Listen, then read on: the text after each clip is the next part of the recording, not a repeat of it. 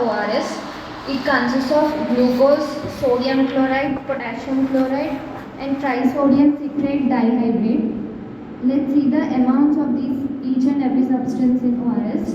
Glucose is 13.5 grams, sodium chloride is of 2.6 grams, potassium chloride is of 1.5 grams, trisodium citrate dihydrate is of 2.9 grams.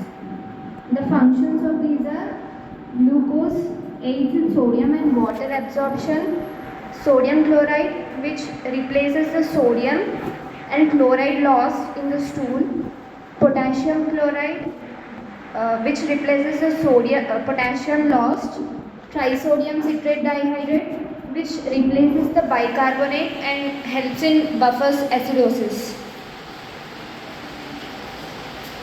The mechanism of action of oral rehydration solution is based on glucose facilitated sodium and water absorption in the small intestine. ORS contains both glucose and sodium. In the small intestine, glucose and sodium are absorbed together by the sodium glucose cotransporter SGLT1 present on the intestinal epithelial cells. When sodium and glucose are absorbed into the intestinal cells, water follows osmotically into the bloodstream. This helps in rehydrating the body effectively even during diarrhea when water loss is excessive. Potassium helps replace intracellular potassium lost in diarrhea. Citrate corrects metabolic acidosis caused by loss of bicarbonate in stool. Chloride balances the electrolytes. Sodium maintains extracellular fluid volume and prevents dehydration.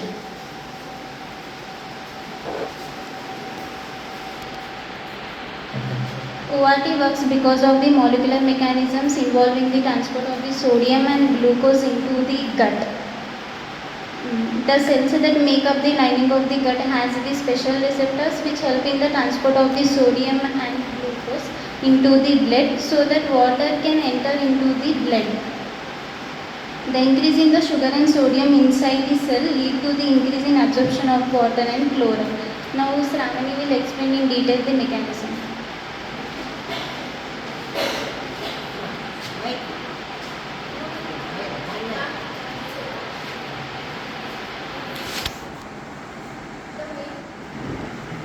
Loud.